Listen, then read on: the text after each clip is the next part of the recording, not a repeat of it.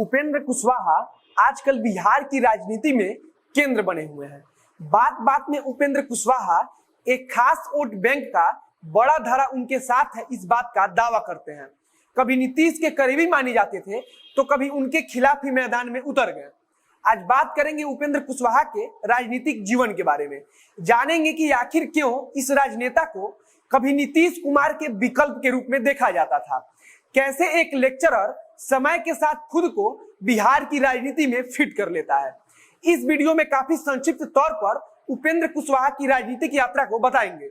आगे बात करने से पहले अपना परिचय दे देता हूं। नमस्कार, मेरा नाम है मोहित कुमार सिंह और आप देख रहे हैं जनता जंक्शन। उपेंद्र कुशवाहा वैशाली जिले से ताल्लुक रखते हैं। वहीं मुजफ्फरपुर के बी.आर. अम्बेडकर कॉलेज से राजनीति विज्ञान में एमए किया है।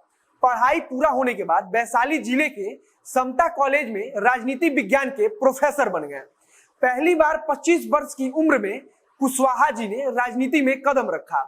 1985 से 1988 तक वे युवा लोक दल के राज्य महासचिव के पद पर रहे। 1988 में उन्हें युवा लोक दल का राष्ट्रीय महासचिव बनाया गया, जिस पद पर वे 19 तक बने रहे।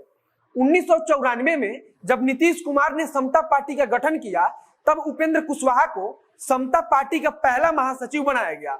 ये वो दौर चल रहा था जब उपेंद्र कुशवाहा को नीतीश कुमार का करीबी माना जाता था। जब समता पार्टी की स्थापना हुई और उपेंद्र कुशवाहा इसके महासचिव बनाए गए, उसके बाद से ही राज्य की राजनीति में उनका कद बढ़ता गया। उन्हें राज्य की राजनीति में एक महत्वपूर्ण चेहरा माने जाने लगा। वे 2002 तक समता पार्टी के महासचिव बने रहे। इसी बीच 2000 से 2005 तक वे समता पार्टी से विधायक चुने गए। इस दौरान वे बिहार विधानसभा में नेता प्रतिपक्ष भी रहे। माना जाता है कि 2004 में जब उपेंद्र कुशवाहा नेता प्रतिपक्ष बने, तब उसे बनाने में नीतीश कुमार का बड़ा हाथ था। वहीं इसके पहले 2004 तक वे विधानसभा में समता पार्टी के उपनेता रहे थे।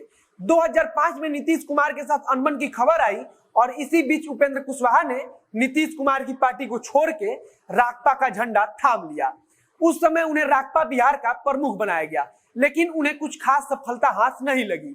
इसके बाद से शायद उन्हें अपने राजनीतिक जीवन पर आ रहे संकट का एहसास हो गया और वे वापस से नीतीश कुमार की पार्टी जनता दल यूनाइटेड में आ गए।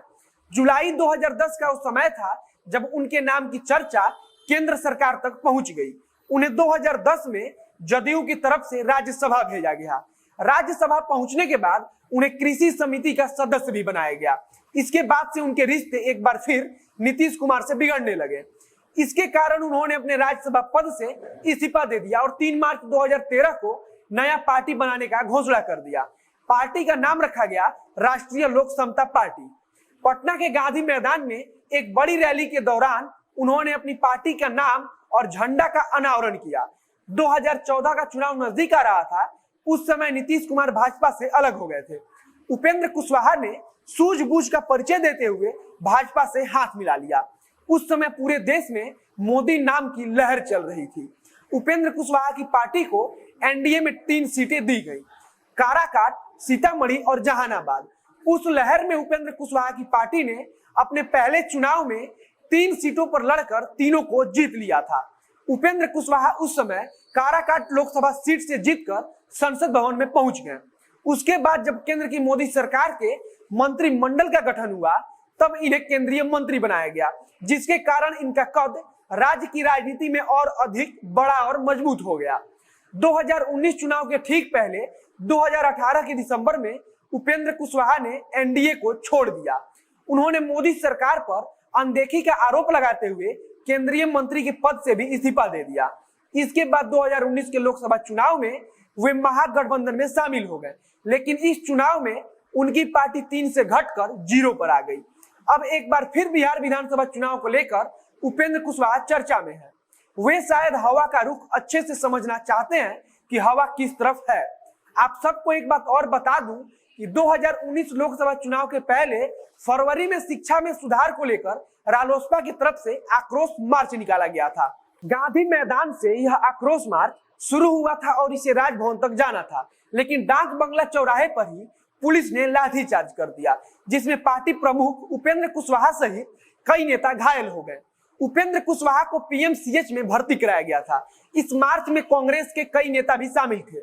उस समय उपेंद्र कुशवाहा ने राज्य के मुख्यमंत्री नीतीश कुमार पर इसका आरोप लगाया था कि सरकार द्वारा जानबूझकर लाठीचार्ज कराया गया था।